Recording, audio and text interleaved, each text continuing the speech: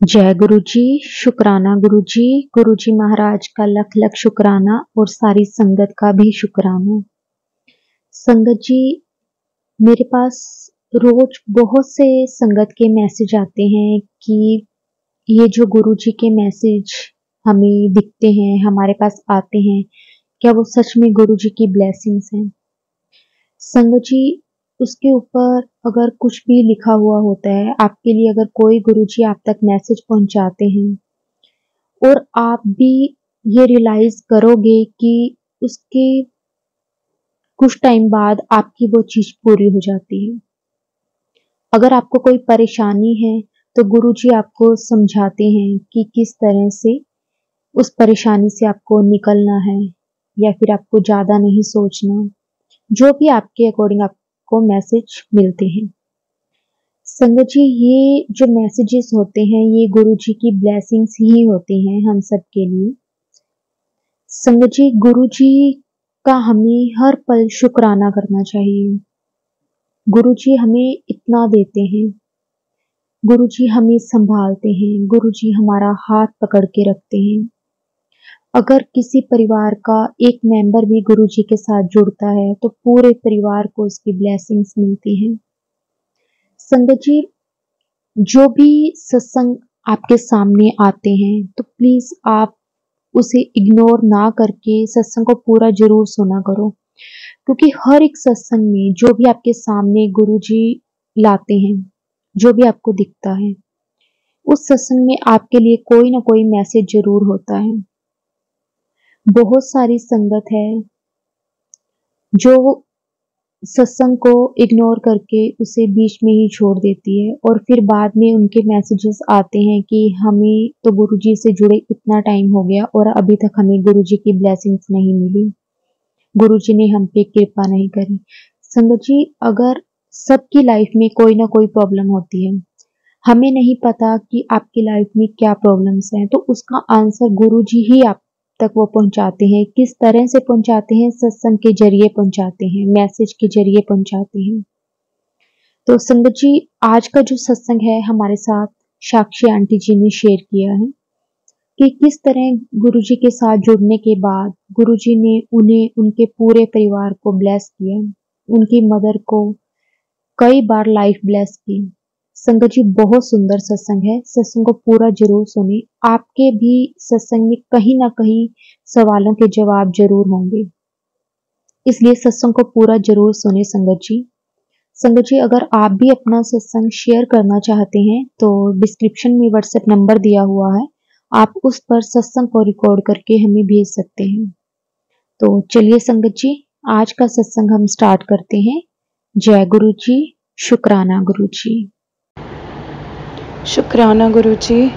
सारी संगत को शुक्राना गुरु जी। जय गुरु जी।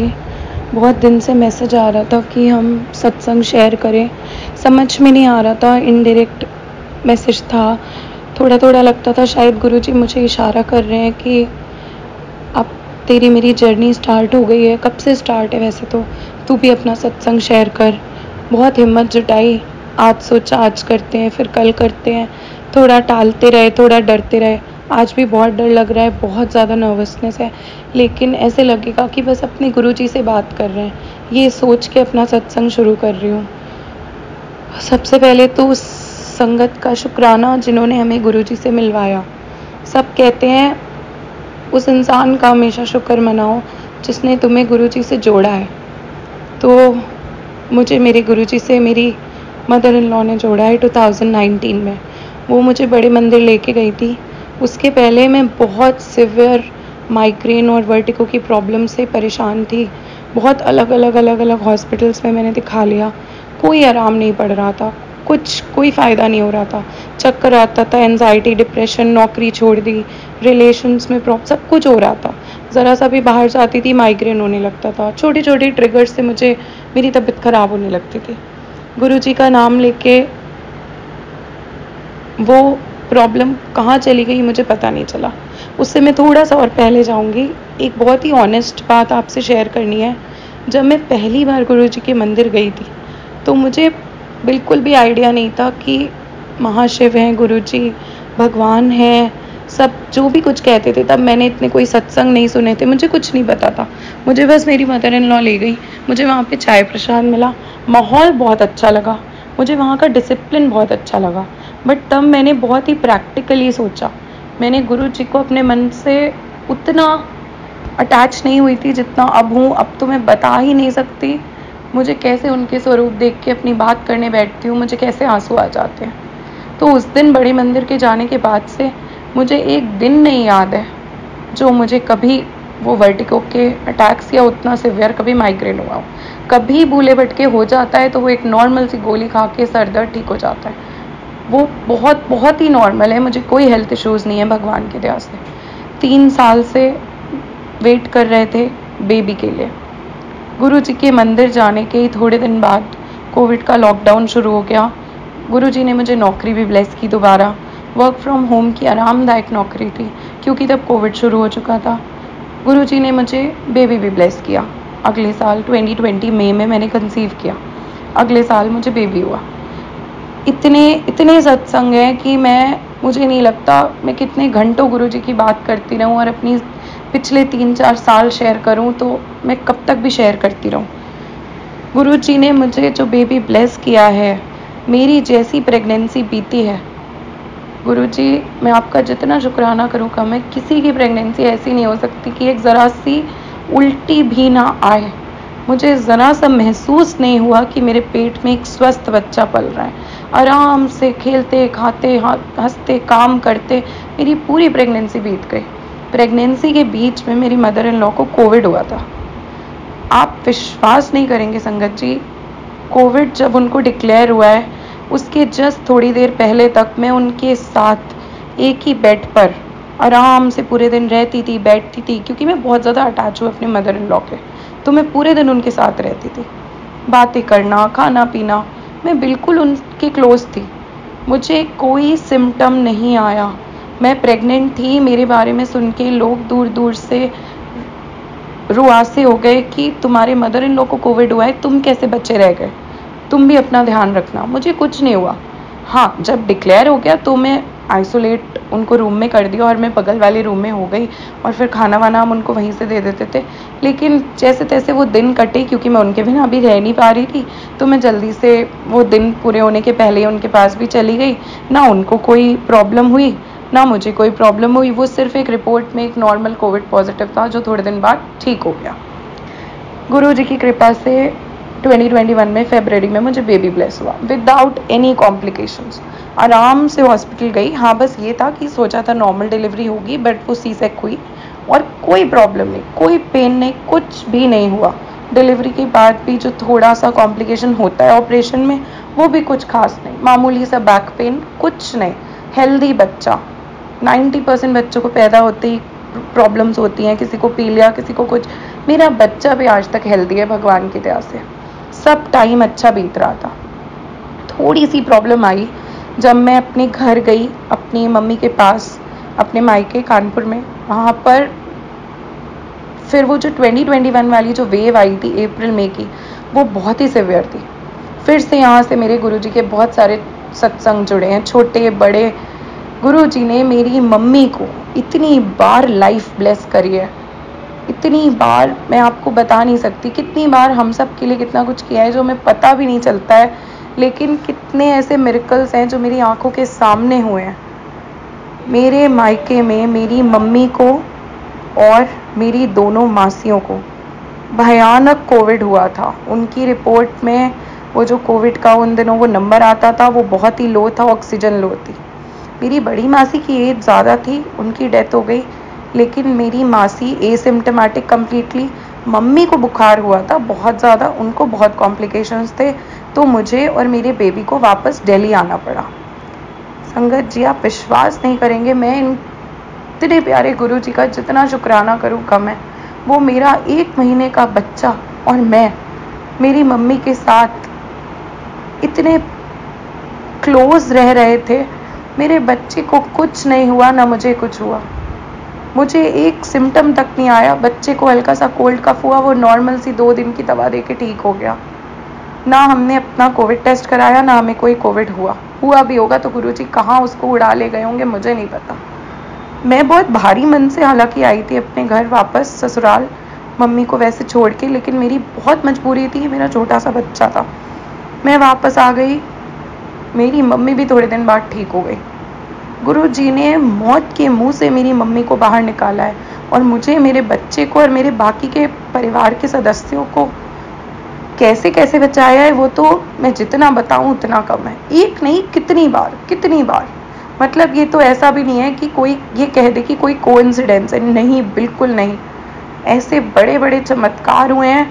मतलब आप खुद सोचो ना, 1 महीने का बच्चा, वो अपनी नानी से नहा रहा है, उनके हाथों से नहा रहा है, उनके हाथों से कपड़े पहन रहा है, उनको इतना कोविड है, मेरे बच्चे पे कुछ भगवान ने बाल नहीं बाका होने दिया। और उस समय मैं इतना ज़्यादा मंत्र जाप सत्संग कुछ नहीं करती थी। हाँ, बस मैं थोड़ा धीरे धीरे गुरु जी के क्लोज हो रही थी। गुरु जी लेकिन मेरे साथ कब से जुड़े हैं मुझे नहीं पता।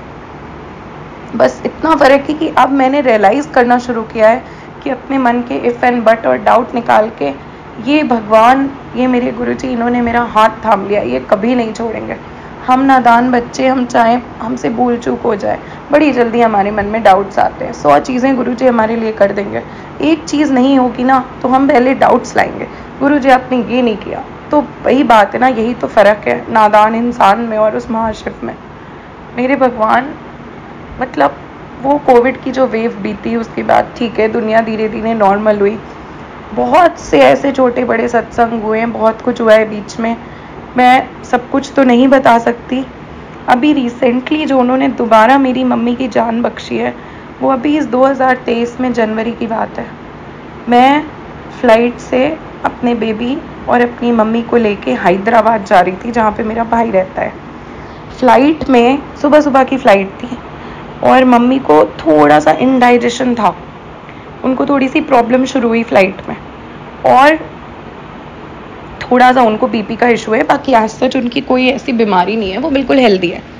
और थोड़ा सा उनको इनडाइजेशन और प्यूकिश सा फील हुआ, शायद बाहर बहुत ठंड थी और फ्लाइट में बहुत गर्मी हो गई थी, जो भी कुछ प्रॉब्लम हुई हो। मैंने उनको एक वॉमिट की मेडिसिन दे दी।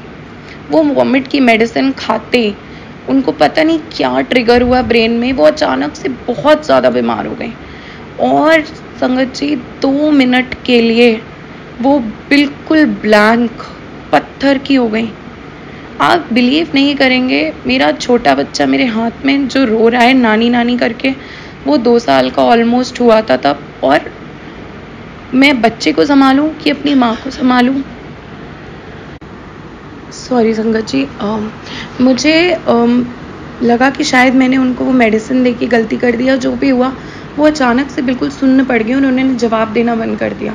मेरी आंखों के सामने अंधेरा छाने लगा, मैं बच्चे को देखूं कि अपनी मम्मी को देखूं, मैं करूं तो क्या करूं। मुझे लगा शायद मैंने अपनी माँ को खो दिया। उस 1 मिनट या जितने शायद सेकंड्स बीते होंगे, मेरी आंखों के सामने दुनिया घूम गई। थोड़े दिन पहले मैं मम्मी को बड़ी मंदिर ले गई थी, और वहाँ से हमें एक स्वरूप मिला था। वो मैंने मम्मी से कहा था कि आप अपनी पर्स में रखना।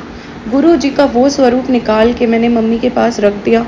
मैं बस जय गुरु जी और मंत्र जाप बोलती रही। समझ में कुछ नहीं आ रहा था, शायद ठीक से मुंह से मंत्र भी नहीं निकल रहा था, ज़बान लड़खड़ा रही थी। उस समय तो आपसे प्रार्थना भी नहीं होती है ना, तो कुछ भी समझ में नहीं आ रहा था। गुरु जी, मेरी मम्मी नॉर्मल हो गई। फ्लाइट में ही कोई डॉक्टर या कोई जूनियर डॉक्टर सा कोई था, उसने आके बीपी देखा होगा, पल्स देखी होगी, मम्मी बिल्कुल नॉर्मल। शायद उनका बीपी ऊपर नीचे हुआ होगा, मैंने तो बहुत बड़ी चीज़ सोच ली। मेरी मम्मी वापस आ गई। जो रिस्पॉन्ड नहीं कर रही थी, पत्थर हो गई थी, कुछ नहीं था, कुछ भी नहीं था। मैंने रोना शुरू कर दिया था। मेरा बच्चा, जिसको कुछ नहीं समझ में आ रहा था, वो वैसे ही नानी नानी करके रो रहा था। जो सब खत्म हो रहा था, फ्लाइट टेक ऑफ करने जा रही थी, उसकी भी टेक ऑफ भी थोड़ा सा डिले किया गया, और संगत जी मेरी मम्मी ठीक हो गई। हमने सोचा हम उतर जाते हैं, लेकिन मम्मी ने इतनी हिम्मत मारी, उन्होंने कहा नहीं, अब जैसे भी हो चलेंगे। जैसे तैसे करके हम वहाँ पहुँच गए। थोड़े दिन उनकी तबीयत ऊपर नीचे रही, लेकिन वो ठीक हो गई। आज वो बिल्कुल ठीक है।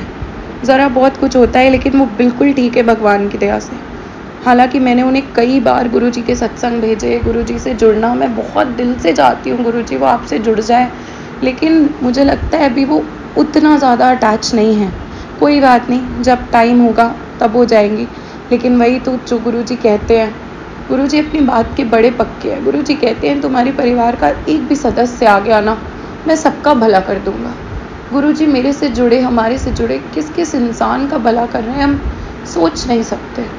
गुरुजी बिना बताए इतना कुछ कर देते हैं, कोई मांग के भी नहीं इतना दे सकता, हमें पता भी नहीं चलता है।